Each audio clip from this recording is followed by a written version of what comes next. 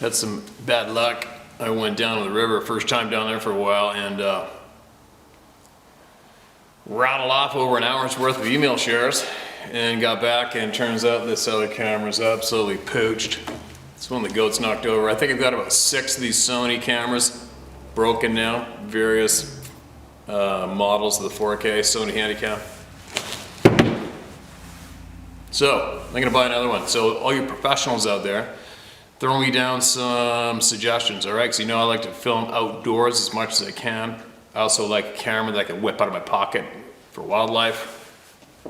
And, but also I want quality for making videos too, right? If not some serious cinema type creations later on. But anyway, there's a pitter patter of little midget cowboy boots back there with the nieces here running around chasing the chickens and the goats. Anyway, yeah, give me some suggestions, all right? I'm somewhat happy with those Sony 4Ks, but they usually seem to last me maybe less than 2 years from weather. I'm hard on my shit, I'll admit it. That's all there is to it. Now, what else was I gonna say? Getting back to verifying for yourself news. Today, 100% without a doubt, North American governments and more are corrupt. There are criminals in the position of leaders for both Canada and the US right now, and other countries, all right? So, when you have a criminal in the position of being your leader, and especially once they have already bought and paid for the national media with our money, we are left to only having each other, all right? When it comes to finding out the truth, when it comes to finding out how to verify, who to verify from, who to listen to possibly. It's unfortunate, but we only have each other, and what I mean by each other, I mean the people. The people are where we're gonna get our honest information from, all right? This channel is a testament to that. This channel's never been promoted ever, and you can look at the numbers, they're getting a little crazy.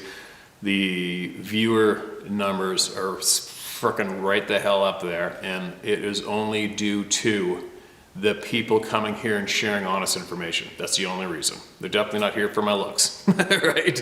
Or whatever, or my stupid backdrops. Maybe some of my backdrops once I get back in the mountains, but let's face it, everybody's here only because of their craving for real, true knowledge.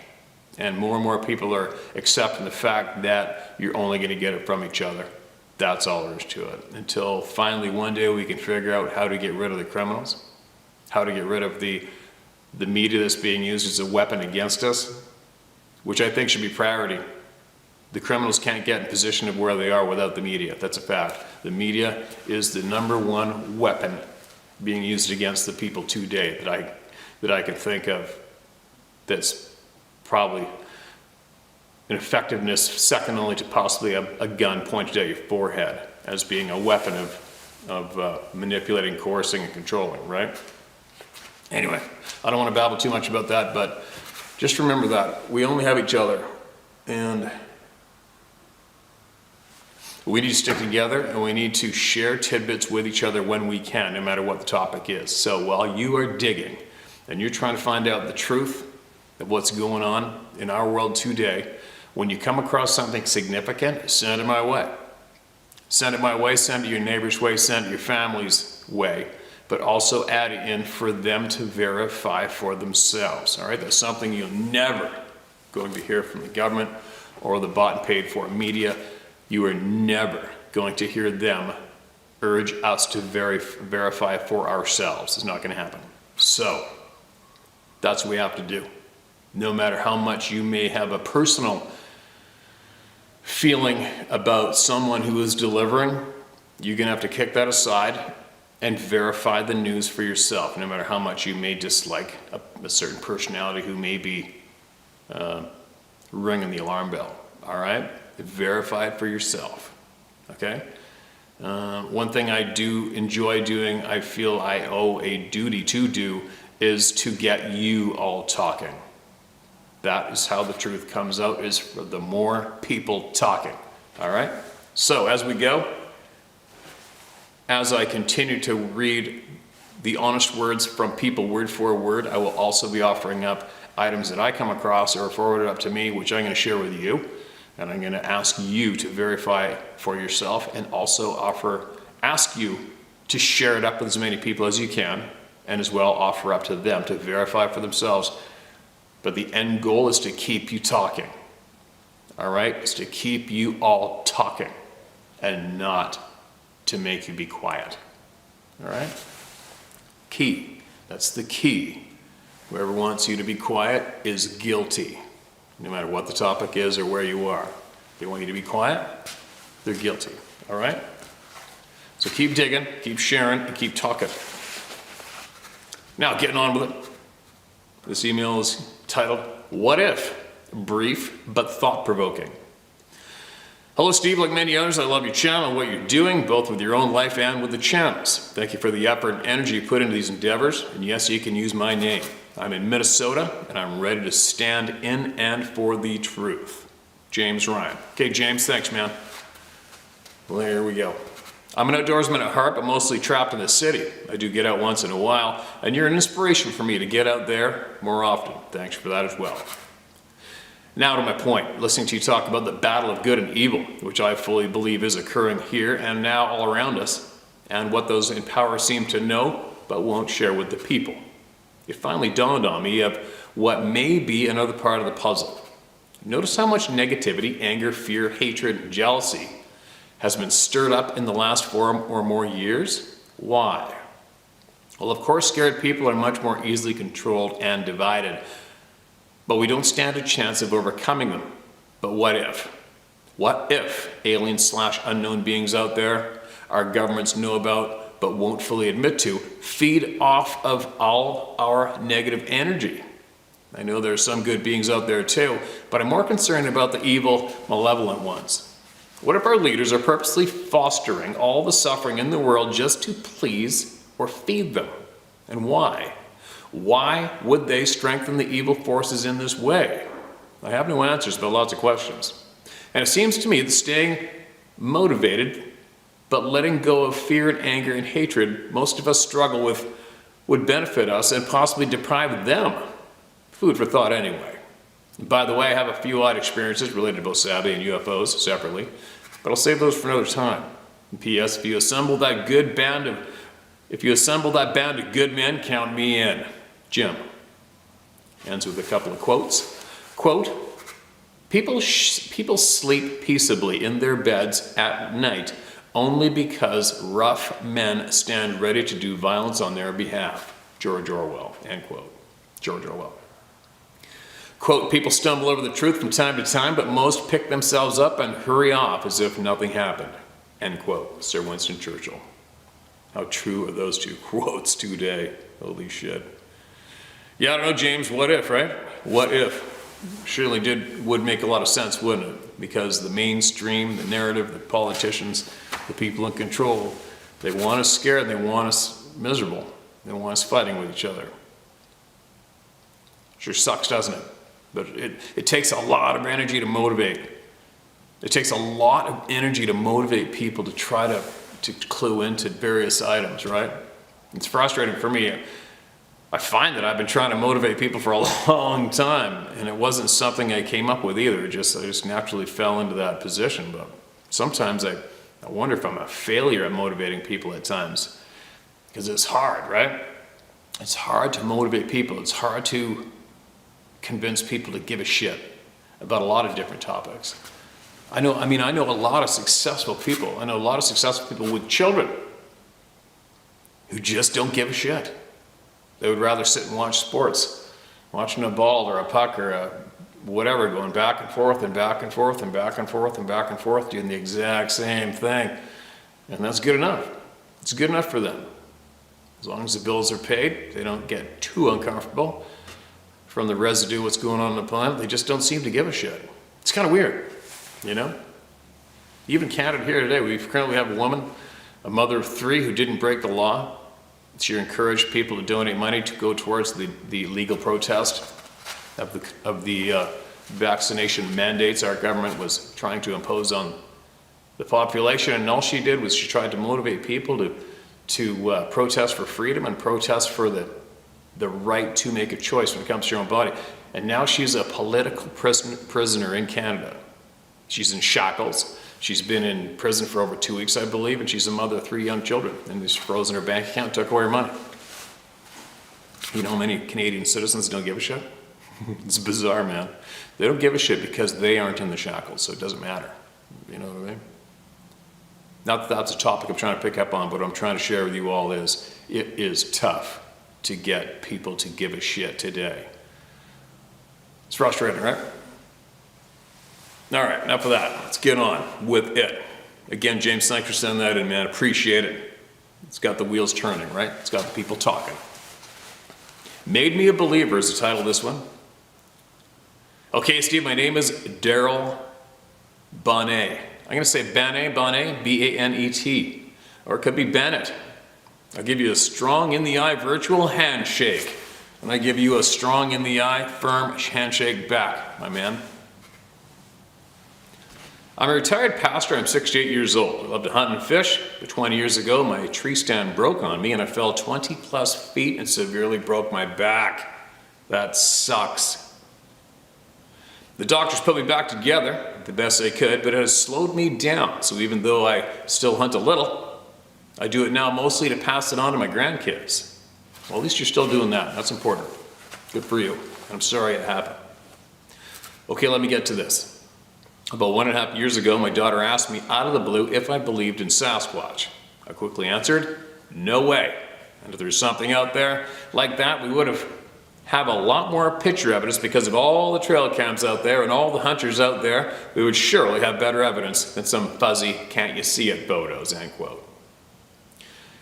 I asked her what she thought, and she said she met some new friends and that they knew the Bible very well and mentioned about the fallen angels, Nephilim, and the giants, and that they were totally convinced that they were real. Not long after that, I came across your hunting videos on YouTube and enjoyed them immensely.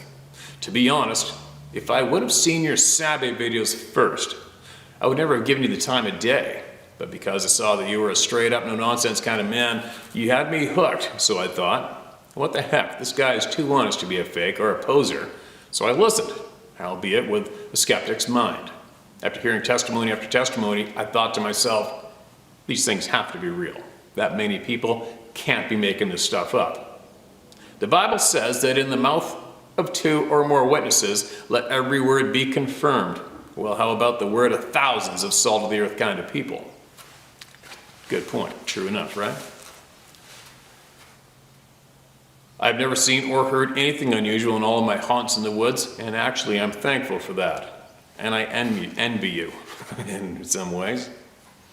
This Friday morning, New Year's Eve morning, it just so happened that my family met for breakfast at a local restaurant, as we do about every Friday. My oldest brother shared a story of something that happened to him the night before. He said that after midnight, he stepped outside on his deck to take a leak. He lives on a 200-acre farm in southern Indiana, where he raises about 200 head of cows and calves. Anyway, he looked out by his hay bales and saw a light. He thought it must be a flashlight from a coon hunter who may have been looking for his dogs, but it was moving erratically and then took off. Inquisitive, he went over to investigate where it was, and when he got to where it was, he got shocked. I mean, he got an electric shock. He took a video of it and showed it to all of us. I knew right away what it was because of the knowledge I gained from your show.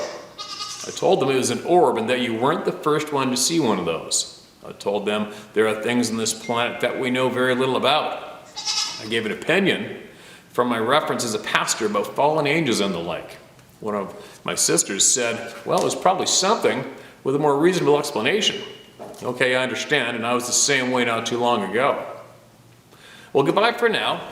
I pray you and your family have a blessed and happy year. Keep up the good work. And if you're ever in the area, you have a place to stay. God bless.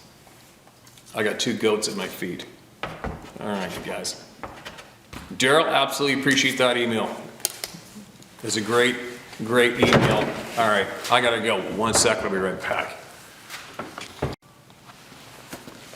These little shits came over and jumped right up onto the bench beside me.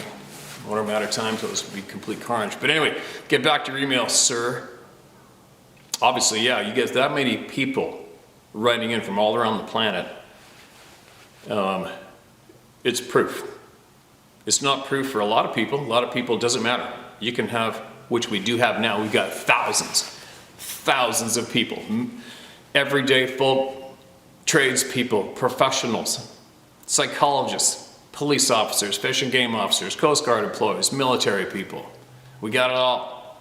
We have every single person, every single profession here in North America has had an experience these damn things at one time or another, somewhere.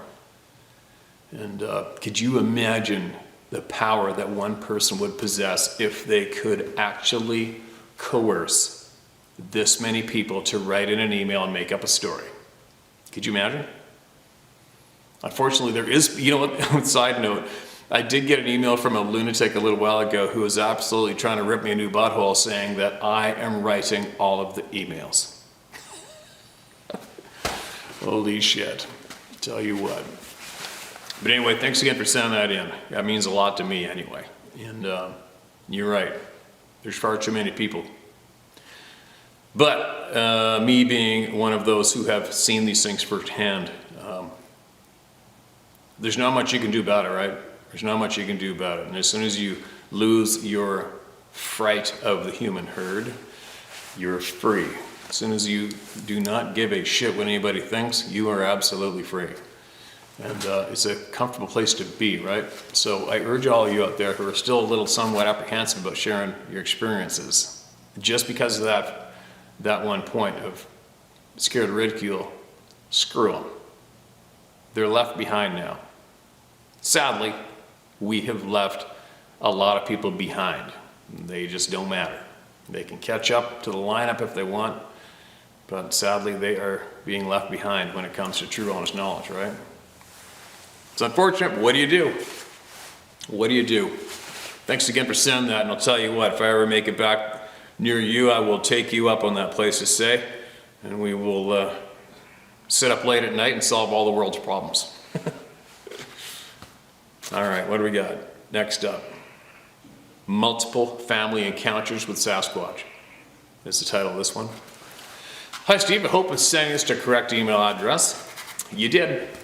I came across the YouTube videos when trying to find information that could explain my family's experiences and decided to share with you because I believe you're doing a great job at getting the information out there. Appreciate it, man. There's definitely numbers to you now, isn't it? Please don't use my name if you decide to use this email, but feel free to contact me with any questions if you like. It's not that I'm afraid of ridicule, but I'm very aware of the many claims of government intervention when these creatures are encountered and do not wish any harm on him/them, as I would like to have more encounters myself. I can't wrap my thoughts around the cover-up. I am confident they are in our area. We live in Central Florida in the Green Swamp area, and I, wife and children included, live approximately 3 miles as the crow flies from my family farm. My parents own a farm and I live on a few acres myself. In this area there are thousands of acres of undeveloped deep woods and heavy swamps, despite this county being one of the fastest growing in the state, which I think is attributed to more frequent encounters in the past 5 to 7 years. They are being pushed, like the wildlife, by development. This includes wildlife management areas from 4,000 to 30,000 plus acres and thousands of acres of privately owned property. A couple years ago, my father was working out of town and mother was staying alone. She called me around 9:30 at night to say she had been to town and while pulling up to the gate of the property had seen a bipedal, 7 to 8 foot tall creature standing on the side of the road. Very long hair resembling the looks of a military style ghillie suit. Not being able to comprehend what she was looking at, she slowly drove past it. Once it had registered in her mind what she had seen, she turned around to point the car lights at it again with a camera phone in hand. That takes guts, actually, when you think about where she was and what she's seeing. I know some four fisheries officers who were in a small car and they were terrified just to turn the car around to drive away from where the thing went across in front of the headlights. That takes some guts. The creature was gone. She was absolutely terrified and asked that I come check the farm. I quickly armed myself with a .45 ACP and went to the farm thinking that someone had been trying to steal something and she had seen them leaving, totally discounting the possibility of a creature that sounded like a Sasquatch. I found nothing on the property and it had been raining heavily, so I had no prints. I calmed my mother and convinced her that she had made a mistake. My mom is a doctor and made me swear not to tell anyone for fear of backlash in the community or losing her license due to insanity. Bracket, sorry mom, end bracket. 1 week later, she called again around 2 a.m. She said that both of her dogs woke her whimpering by her bedside. These dogs are both guard dogs over the farm. One is a 120-pound bulldog and the other a 70-pound black-mouthed cur, both very aggressive. She then heard a noise at the back door as if someone was trying to get in. When she got out of bed and turned the lights outside on, she saw the creature moving quickly into the dark, out of the range of the light. This time I was already on alert for her safety, so I quickly armed myself with my AR-15 and raced to her house confident to find a thief from the property. Now keep in mind, it only takes a few minutes at high speed to get there, and there is only one way in and out of the property. The house is a half a mile from the paved road with no vehicle access except through a heavy gate with a code to enter. So for someone to leave would take time. And everyone in our area owns guns and will protect their property. For a thief, it makes no sense. I find nothing on the property. However, this time when I approached the back door, I immediately noticed that the door handle, which was a round metal knob, looked as though it had been squeezed and crushed. It looked as if I were to crush a soda can in one hand without any evidence of tools being used to accomplish this. Knowing that a man could not do this and not being able to explain it, I convinced my mother to stay the night at my house till Dad returned, and she gladly complied. When my father returned and heard the story, he had an extensive camera system with infrared installed around the perimeter of the house. We agreed not to talk to anyone outside of our immediate families about the experiences. 1 month later, a worker of the farm came to my dad in the middle of the day claiming that while in the back of the property, next to the woods, he saw something large, dark, and taller than the plants in the farm, moving rapidly out of the farm and into the woods. He could only see what he claimed to be shoulders and a head above the plants, and the plants were 6 feet tall at this time of year. He showed my father the area and swore that he had seen something unexplainable, but my father told the worker that he must be mistaken, so as not to spook him, but quickly called me and told me as soon as the worker had left. We installed multiple game cams on the property perimeter and searched the area frequently for prints. Nothing showed up except for long dark hair that was caught on the top strand of the barbed wire fence frequently. I think he was eating the fruit from the farm. Last summer, my parents sold the farm and moved out of town to be closer to my younger brother and his family, but the doorknob remained crushed until they sold. Last December 2021, at 2:28 a.m. at my house, I was woken up from a dead sleep to a very loud bellowing, moaning howl right at my back door. It happened 3 times in a row. I'd fallen asleep on the couch that night and thought that I had been dreaming when my wife exploded out of our bedroom and yelled at me to get up now, something's at the back door, where are the kids? It was at this point I knew I had actually heard something right at my back door. A horrible sinking feeling came over me and my hair stood up. She ran for the kids and I ran for the gun and flashlight. I knew that the noise I had heard could not be made from a man and was not made from any animal I know of in my area that I had encountered during my time outdoors. I'm 40 years old, in good physical shape. I've been well known for not being afraid of anything. I've had a reputation for fearlessness and aggressiveness on the football field, the wrestling mats, and boxing ring in high school. I have literally ran into the darkness before on several occasions when I thought someone was trying to steal from my barn while my wife locks the doors behind me. I'm an avid outdoorsman and have spent many days alone hunting in the woods in day or nighttime, and I'm comfortable there. But that night, I can honestly say I was actually afraid to shine the lights on what waited outside for me. To even pull the blinds back on the sliding glass doors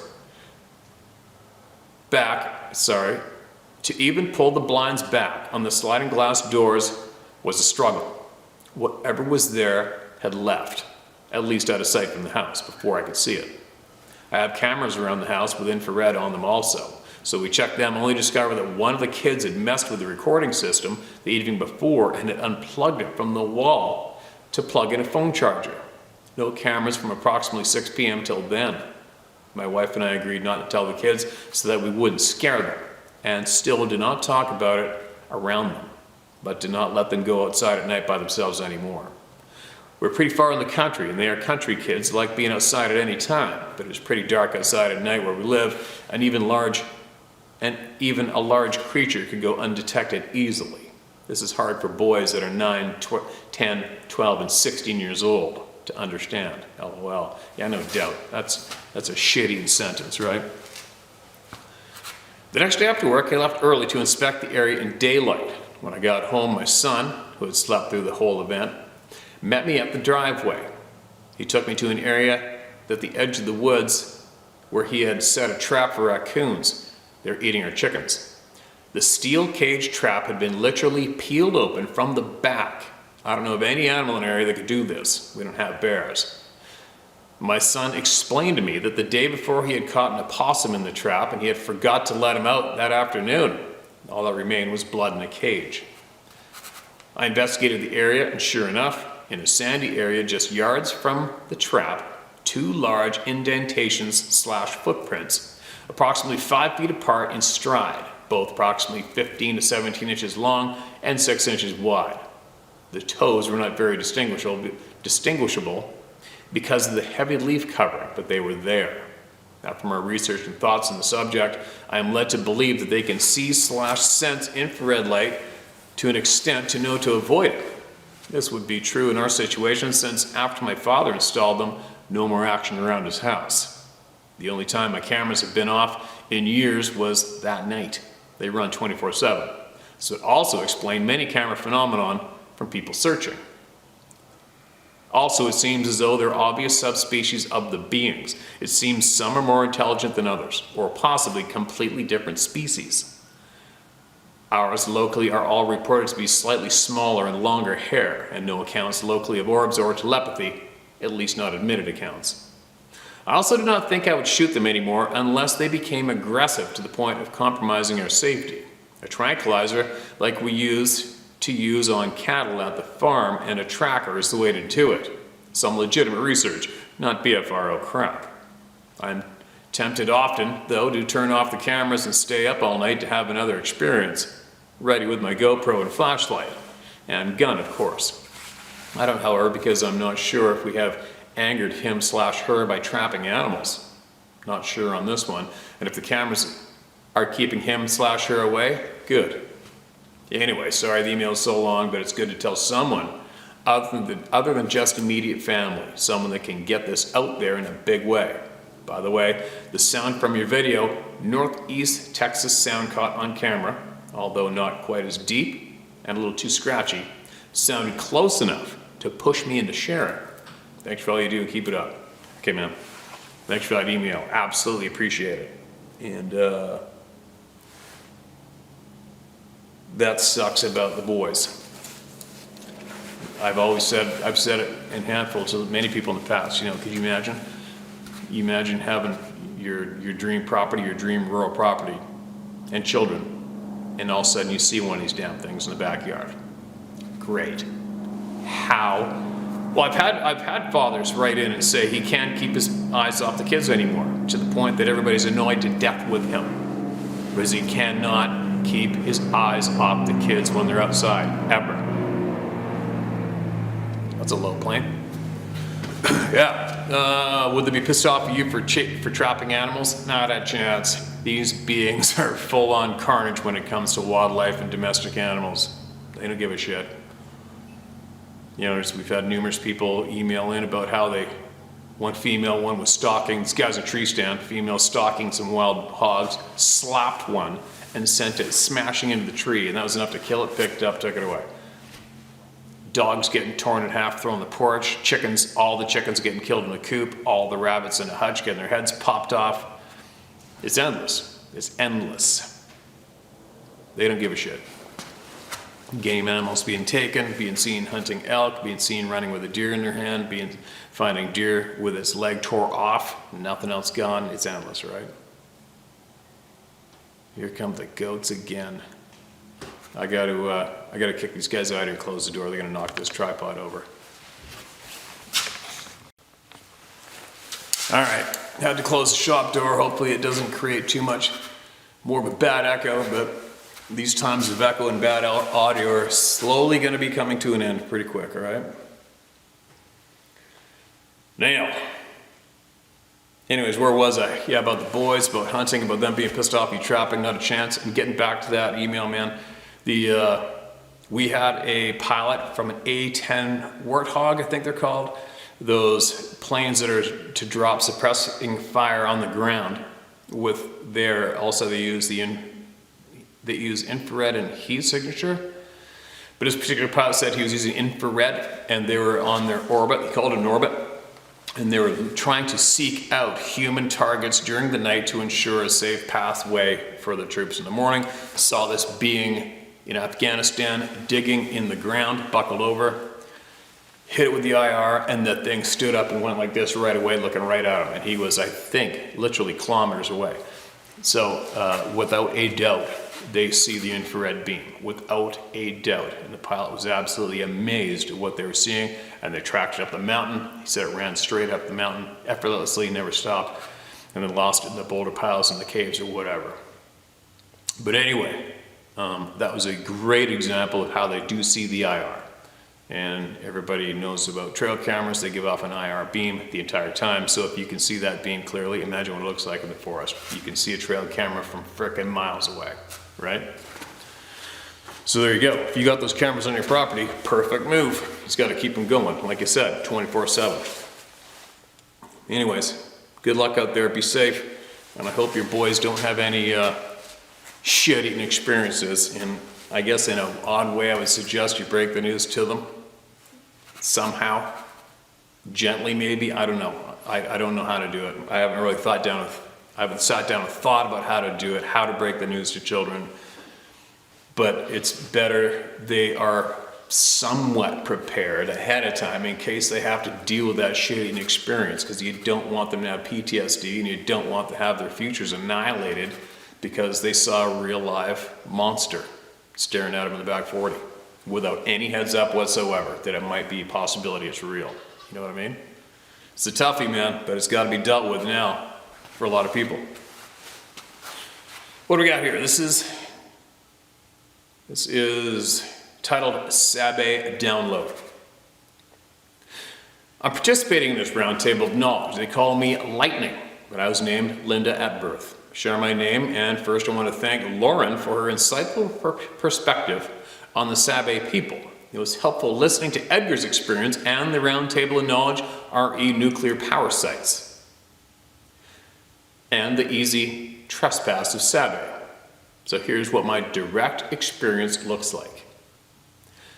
Have sensed or been terrified at certain times in the woods, though as a country girl I'd spend hours exploring the orchards and the hills alone with my Irish setter. I grew up in Hudson Valley, an area known for UAPs. I'm 7 years old now and limit sojourns after dark. However, recently I was driving after dark on unfamiliar territory. I don't use GPS and often prefer to leave smartphone at home. So I got myself turned around. Found myself on Indian Lake Road instead of State Highway. I got that terrified feeling. I was able to swallow and draw up in my sovereignty, then focused on mind speak as I understand that Sabe has used this territory, including for reported sightings. The download spoke that Sabe are light beings. They lived on Earth a long time ago and were removed by extraterrestrials during one of the Earth's mass extinctions. They use portals to travel, and there are plenty of those around now with the veil so thin. They left, and now some have returned to accept the mission. Their mission has something to do with keeping nuclear events from happening. Was in the 70s or 80s when UAPs were documented as neutralizing nuclear missile silos. So there is a working rapport between Sabe and extraterrestrials. Yes, they are a people, and like humanity, there are good, neutral, and evil Sasquatch who sooner tear your head off in a half a second. These extraterrestrials don't want nuclear events as it tears into the whole planetary system, even as far as tearing into the multiverse. So Sabe is here to preserve nature and help block nuclear destruction. They're doing their best to protect terra firma. I was grateful for the download and am guided to pass it along to the round table of knowledge. May the ancestors and the Sabe help guide you and protect you on your journey to Ottawa. Let's more of this tribe join up. I'm hoping to draw via bridge of peace between Buffalo and Toronto. Apology for length. Edit as you see fit. Rest in peace, macaroni. Sincerely, Linda P. Luss. Sorry, the Berkshires. Linda, appreciate it. And we're working on the Rumble channel new video, and it's time consuming right now. Everything's time consuming. I haven't been able to finish it yet. And I addressed what happened with Ottawa, and it definitely had nothing to do with me not wanting to go. It was timing and sickness hitting the house, needing a couple days. Sarah goes down like a sack of bricks. Then I need a couple more days. Jeff was pricing out the motorhomes, and then I got sick as shit. And then I needed a couple more days, and then they pulled the Emergencies Act, went absolutely illegal on the people, got the UN men in green uniforms there with the RCMP and beat the crap out of the people illegally. So that's my quick rendition of what went down, and I was also at the time was cautioned to fight smart. Considering the position I am in with the reach that I do have, I definitely can possibly do a lot more better for the fight than being there physically fighting and getting arrested and charged and getting my guns taken away, but that definitely was not a factor in me going or not at the time. And I continue to fight like a dog here, but smartly. And that's for another topic at another time. But trust me, I'm doing a lot, and I'm doing it a lot smartly, okay? What do we got here? Scared Away from My New Cabin is the title of this one. Hello, Steve. Started watching a YouTube channel shortly after having my first encounter. I live on a reservation in northwestern Ontario called Laksul First Nations, S-E-U-L. I've always been a band member from birth, but only moved here 15 years ago. I met my common-law girlfriend here and now have two beautiful girls, aged 5 and 10. Growing up and living in a small town surrounded by never-ending forests where a person can walk for 100 miles in any direction and not see another living soul. Paradise. From the time I moved on the res to the present day, I believe I heard of 4, maybe 5 people that have died from getting lost and freezing to death or simply just gone missing. My point is, it's nothing but bush around these parts. My family have always had trapping cabins or recreational cabins. I spent almost all my weekends out at these cabins, cutting firewood, hunting moose, and cutting trails for trapping. Long story short, I pretty much grew up in and around the bush. My father was a hunting and fishing guide his entire life, one of the best from what I've heard and seen. My father also owned a small bear baiting service. He would bait the stands every day for about a week prior to his clients showing up for the hunt. Needless to say, I've had my share for baiting bears on my own encounters with some huge-ass black bears throughout my life. I would help my father with his work after school and on weekends. Once my father trusted me to carry a 12-gauge shotgun, I was pretty much doing the job alone and by myself. He would be off doing another part of the job. I wanted to share a little background history of myself with you. As I've been living as an adult with my own children and future wife, I've always wanted to build my own little fishing lodge with 3 or 4 small cabins and have a small client base that would rent out my cabins in the summer months. Lac-Sul Lake is a world-class fishery for walleye and has some of the best fishing in the world. I should mention that I'm also a fishing guide for the local fishing lodge here on Lac-Sul.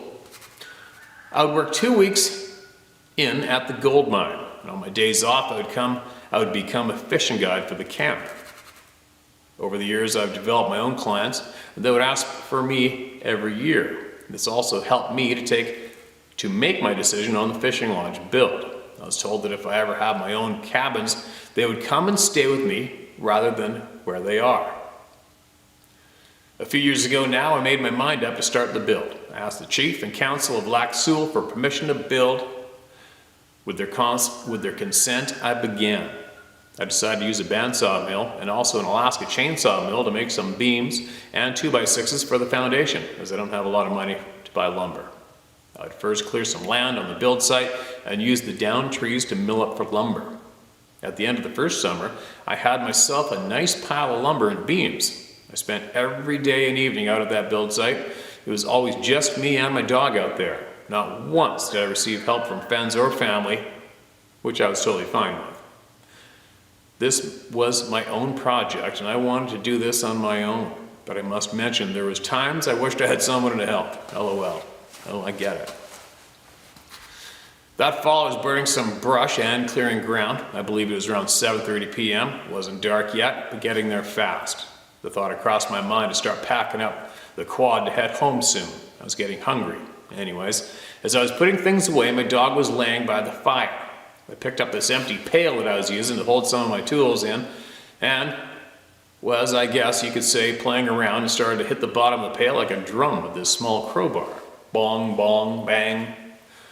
When I stopped to put the pail and tool down, I heard a loud crashing sound coming from the wooded area to my left. My dog jumped up and ran straight for me. Whatever it was scared the dog, and she was shivering with fear. I too was freaked out with the sound of something large so close to me and my dog. And how long was it there for? I don't have a clue. What I know for sure is that if it was a bear, my dog would have been barking and her hair standing up, which I've witnessed 100 times before. Yeah, it doesn't matter the size of the dog. Dogs love chasing black bears. She also puts chase on moose as well. Moose and bears don't seem to bother her. A few seconds later, this god-awful smell flooded the air. Hard to describe, it smelled like a garbage dump with musty, moldy skunk smell. It was very unpleasant. I wanted to yell and run for the quad where I had my .308 Remington high-power rifle was sitting. Instead, I kept calm, told myself not to panic. That was hard for me to do. Every step I took towards my quad, my dog was 3 inches behind me, practically trying to jump on my back if she could. I've never seen her acting like this before. Once I grabbed my rifle, I contemplated whether to fire a warning shot. I decided against it. Instead, I put my rifle down beside me, reached for my chainsaw, which is a large saw, Husqvarna 80cc with a 24-inch bar. I'd set it up for the Alaska sawmill. I fired it up, started revving it up to make a loud noise. Thought to myself, if something comes charging out of the bush at me, I'll at least have this beast of a saw running and ready. Afterwards, I strapped the chainsaw down to the front rack of my 700 Grizzly quad and left it running until I was safely out of my trail and back onto the road. All of a sudden, just before I was to drive away from my cabin site, my chainsaw started to rev up, which means it's about to run out of gasoline. Quick thought was to refuel the saw and do it fast. I always like my saws filled up in case there's a downed tree in the trail or what have you. I topped up the chainsaw with gasoline and bar oil. As I was doing this, I heard a screaming in the distance, and it sounded like a human yelling. Couldn't make out any words or anything like that. The wind was really whipping through the trees. My dog, sitting on the back of the quad in the two-up seat, started whining and whimpering, putting her head down as low as possible. I took that as yet another sign to hurry the heck up and get moving fast. I had recently heard about the neighboring cabin 3 miles down the shoreline that caught something on his trail cam he couldn't explain. It was tall and covered with thin black hair. He had said that his trail camera was up the tree about 12 feet. The said thing walked in front of the trail camera, blocking the view out completely. That would put it standing at a height of 11 to 12 feet. And with that now racing in my brain, I decided to take a warning shot with my high-power rifle. I had second thought. Besides, I wanted to make sure the rifle was working as it should. With the chainsaw at idle, strapped down to the front rack for easy access, and the rifle resting on the foot plate, I began to head down my quad trail. I had a feeling of being watched as I drove the trail. Halfway out, something laid a huge poplar log across my trail, forcing me to stop and cut into it cut it into 3 pieces, as this log was huge, and I'm guessing it weighed somewhere in the vicinity of 1,000 to maybe 1,300 pounds. The strange thing was that I noticed the ends of the log hadn't been cut at all. It looked to me like deadfall or maybe pushed over by the wind. The log was placed there. It didn't fall over. It wasn't atop of a tree in sight or half tree standing anywhere. It was placed there. At this point, I was totally confused, and all I wanted was to get the hell out of that area. It was almost dark by this time and getting hard to see with my quad lights that aren't very bright to begin with. Looking over my shoulders and cutting the log is when I experienced the strangest feeling of being watched that I've ever felt in my life. I know it was close by watching me. I absolutely knew it was somewhere, and my dog also knew it was because she let out a loud bark as I was operating my saw. She nearly gave me a heart attack. I was shaking with fear. Funny now, but not at the time. Once finished with the log, we were on our way again. I finally made it out and back onto the road, but not out of the woods yet. As the saying goes, I still had about 7 miles more to travel before arriving at the community and to my house. Made it home without incident. Just a sore neck from whipping my head around 360 degrees. Been there. I have to say that experience really bothered me a lot. So much, in fact, it took me over 1 year to return to my build spot. I told myself that I was done with the fishing lodge retirement plan. I'll simply have to do something else. The following spring, a friend of mine and I went out fishing, and he wanted to see the progress of my cabin build. I didn't say a word about my experience with anyone except my girlfriend, as I know a lot of people would say I was nuts or some smart-ass remarks. We ended up stopping at the spot and climbing up the steep hill as the cabin overlooked the lake with a beautiful view. Everything was as I left it. There was evidence of maybe a bear or two being there, as we could see tracks and a few things knocked around. Besides that, everything was fine. My story's getting super long, Steve. I just don't know how to get my points across here. Sorry. It's okay, man. I'm into it. Keep going. Anyways, I was feeling better about the whole thing and decided to start building once again, as this was my retirement job. I could sit back and rack in the coin and not have to work too hard. I could sit back and rack in the coin and not have to work too hard in my older years. I mean, who doesn't want to go fishing and get paid to do so? This is my way of thinking. Put the work in now and relax later. By the end of the summer, I had my first cabin up and built. I hadn't had anything happen to me out there that summer at all. I mean, I totally gained all my confidence back. The dream was alive once again. I even brought children and wife to the cabin for a relaxing day of swimming and barbecue. I was feeling really good about the place, my plans until that fall. I was putting the finishing touches on the roof and needed a hand, so I asked a friend to come and help for the day. When we arrived this time by quad and not by boat, which had been my transportation for most of that summer, it started getting windy and light rain, so we put the work on hold and decided to wait out the weather. Made some coffee and something to eat. After that, I stepped outside to relieve myself, and that's when I seen it. At first glance, I thought it was the wind blowing trees around for a second. Nothing dawned on me. As I looked around more, I realized that it was dead calm. No wind at all. That took my attention back to the tree that was shaking pretty hard. And let me tell you, this tree wasn't no sapling, nor was it huge either. But it had maybe a 10-inch girth at the bottom and tapered up from there. I believe the tree had to stand roughly 30 to 40 feet tall. I called for my friend to come outside and look at what I was seeing. He came out and also had to relieve himself. My friend walked in the other direction due to his business. I was trying to get him to look my way and notice what was happening. I spoke in a normal tone when I said, "Hey buddy, are you seeing this?" His reply was, "Seeing what?"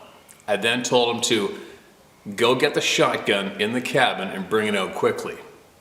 He looked stumped and troubled, but did as I asked. He said, "What is that, a bear?" I said, "Yeah, maybe. I think it is. Just bring my shotgun here." As he was in the cabin getting the gun, I was walking closer and looking harder than ever to see what it was. I then seen the strangest thing in my life. I seen a long black arm reach up the tree and grab a hold of it and snap off a huge tree branch with one arm. Again, my first reaction was that it was a bear because I'd seen black. My friend was yelling, "What is it?" I told him it's a black bear. He came with my gun and handed it to me. I then paused and thought for a second, a bear can't reach up and grab the tree like that. It doesn't have fingers to grip the branch and snap the way it did. And the reach was incredibly long. If I had to guess, it reached up at least 6 feet when I think about it. Much longer than a bear could ever reach. I didn't see any part of the body at all, just a long, black, hairy arm reaching up. It had to have been sitting down listening to us in the cabin, or possibly laying down. My friend didn't end up seeing the arm, but he said he did witness the tree shaking and heard the snapping sound from the tree. I asked my friend what we should do. Should we shoot in that direction? Should we run? Maybe head in the cabin and lock the door? He said, "Let's get the F out of here." I couldn't have agreed more.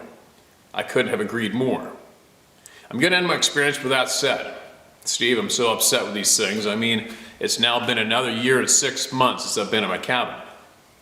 I left a lot of valuable equipment and tools there. This really changed my thought process and outlook on life. I'm truly too freaked out to continue with this dream I had. They are real and they messed me up in the head big time. I need to go and check on things out there, but I'll be going with an army. Excuse me. Thanks for your time, Steve. Edward, the thank for time is to thank you for your time, man. Thank you for your time and sharing that experience. You know, if you've been listening for a while, you've heard me somewhat try to encourage people to go anyway, but I would never, ever, ever want anyone to go against their gut instinct, their intuition, their sixth sense, call it what you want, because I am a firm believer you go against, you're gonna lose. So if your instincts are telling you to not go near there, you're doing the right thing, right? But I guess if you compare what you witnessed there compared to what you've heard here from other people, I mean, other people have had a voice in their head saying, "Get out of here now." You've had people hear the words, "I could kill you like nothing." You hear numerous people refer to experiencing anger and hatred.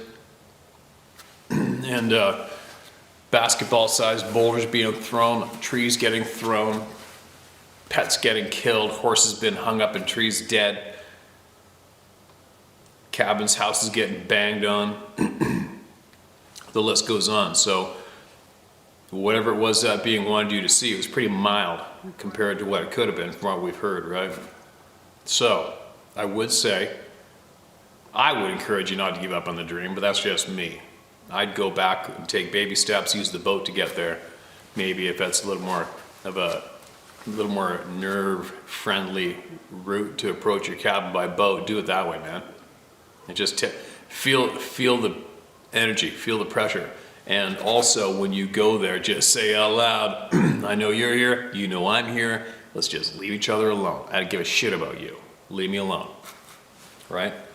In the past, I've done that lots of times, but I used to always say, "You mess with me, I'm gonna put a hole in your head if I can." And I used to always say stuff like that. It's probably not the best thing to say. It somewhat worked for me, but I've just changed it to flat out, you know, just leave me alone, man. Just leave me alone. Don't scare the shit out of me. Leave me alone.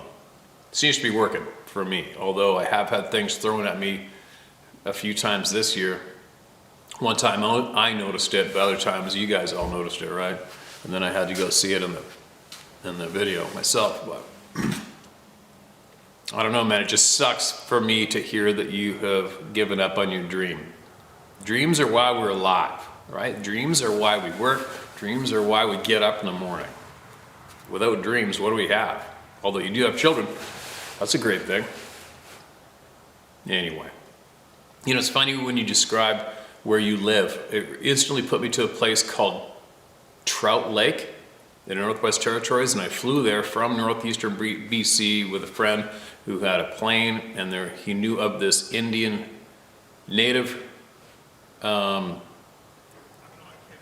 community, and there was fly-in only or ice froze in the wintertime, I believe. And I remember flying in there to go fishing with them, and there's walleye and lake trout in there. Huge frickin' fish. Walleye, lake trout, and pike.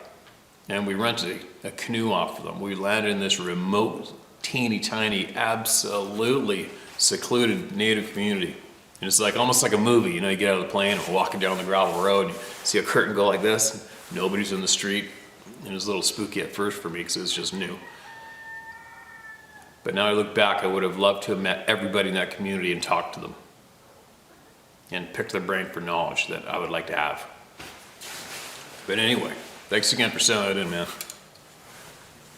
Now, one more.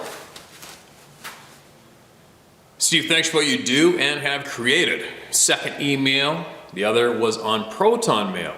Proton Mail, I haven't been there for frickin' ever. So for all you who email me to Proton Mail, I apologize.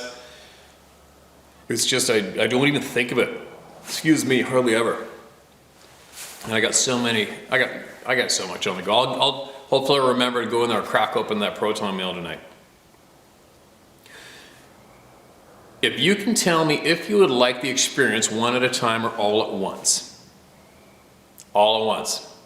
1972, I ran into a thing, pure light in a tunnel in Vietnam. Shot it with an M79 grenade launcher. It went right through it and hit the end of the tunnel behind it in the NVA.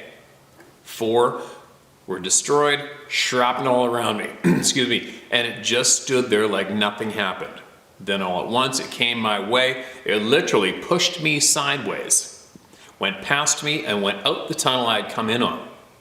Of course, hearing wasn't gonna happen after the 40mm grenade blast, but in a second, there was no light in the tunnel behind me, and it took me 20 to 30 minutes to get the first turn in the tunnel. To get to the first turn in the tunnel. 2 days later is when I got shot by NVA in the thigh. However, the bullet just went in the muscle of my thigh and stopped. At that moment, whether it was just me or something else, it was night, but it was like we were under a full bright moon. 1973, we're operating in the mountains above Hanoi, and I was collecting intel. I had a camera with 1600 film and a 400 power telephoto lens, f1 to f6 shutter speed. I saw a being at 300 yards and zoomed in on it, and this thing was huge. From all range and height capabilities of the camera, it was all of 14 feet tall and at least 4 feet shoulder to shoulder. The head was at least 20 inches wide. Couldn't make out any facial features because it had long hair that was covering the face. The muscle structure would have made Arnold Schwarzenegger look like a schoolboy. How many times have we heard that one? The legs were like 24-inch tree trunks and the arms were the same. It was picking up boulders that had to weigh 400 pounds, like it was looking for something under them. It had large breasts, and where it was in the edge of the jungle, the head was just under the canopy. I shot 10 pictures of it, and when I took the last one, it looked right at me for about 3 seconds, and then it was gone. When I got back to the ship, we developed the film and did measurement, and this thing was huge. Of course, the military took all the photos. They can be photographed, but you better already have it ready to go when you see them, because otherwise you won't have time to take the picture. During the same operation, we came up upon a mountain, a mountainous settlement, a mountain ARD settlement, and it was totally destroyed. It looked like a bomb went off in it. About 30 hooches. Everything was smashed flat, and it looked like you ran over it with a steamroller. But there was no indentation whatsoever that there had been any explosives set off in the area. Neither of us or the mountain ARD operators ever found a single person from that village, and they said there were 40 to 60 people in it. Those guys could track on solid rock. I have seen them do it, but they could not find a single track of anything leaving that village. That's a little creepy. On another operation, we went to the jungle where they had used Agent Orange and also napalm to wipe out the jungle. My estimate would be 5 miles wide, 40 miles long. We're looking for tunnels and any indication of movement through the area. We found bones of just about every animal you could think of. And next to a small stream, we found human-like femur bones that were 5-inch in diameter and 49 inches long. 49 inches long is frickin' long.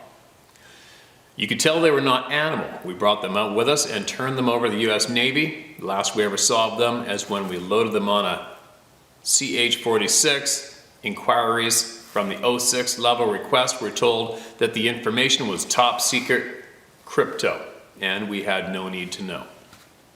In May, we were operating in Laos on the river. It was just before dark, and we maneuvered close to the bank in 40 feet of water, looking for a trail down to or from the river. When we rounded the bend, there stood a thing about 5 feet from the bank, which put the water close to 20 feet deep, and its shoulders were out of the water, and the head was the size of a 15-gallon drum. And how do I know, you might ask? Well, it was carrying a 15-gallon drum in its hand. That's how similar, sorry, let me read that one more time. That's pretty impressive. How do I know? You might ask. Well, it was carrying a 15-gallon drum in its hand. That's how. Similar to the way we would hold a glass of water. It went from where it was onto the bank, which was steep, in a matter of a couple of seconds. So fast that the gunner didn't have time to train the 50 cal machine gun on it. And then it was gone. Of course, the after action report was all redacted 5 minutes after it was turned in and never to be seen again.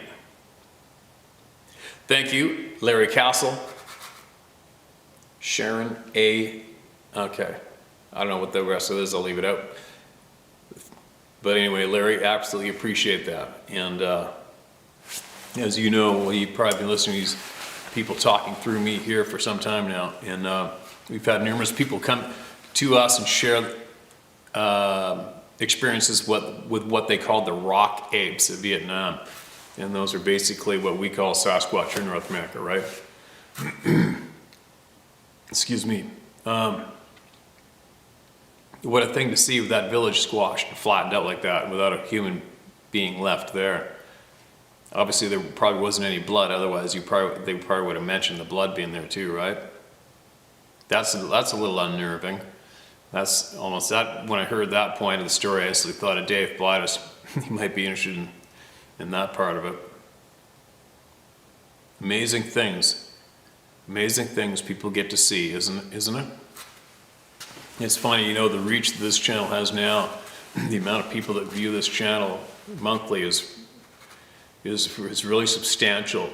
Excuse me. And I wonder right now if many people that were involved at that time with you or where you were or on that same ship, people that saw those photographs and more, I wonder how many of those people are watching this channel right now, glued to the screen or listening to the audio as you replay what happened to all of you back then in Vietnam. Wonder how many people, right? It's happened before. It's happened quite a bit now. A lot of people have heard stories shared and then wrote in later on to say they were there, right? Or I was the sister, or I was the brother, or I was another kid in the summer camp. Everybody's listening.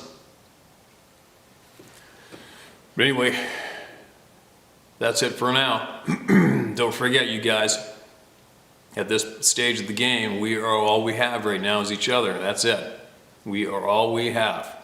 We don't have our governments. We don't have the media. We only have each other when it comes to honest knowledge sharing, and that is a fact. It's only us. But anyway, make sure you, when you wake up tomorrow, make sure you try to snack off the positive plate more than you snack off that miserable plate that's fed in front of us all day long right now, all right?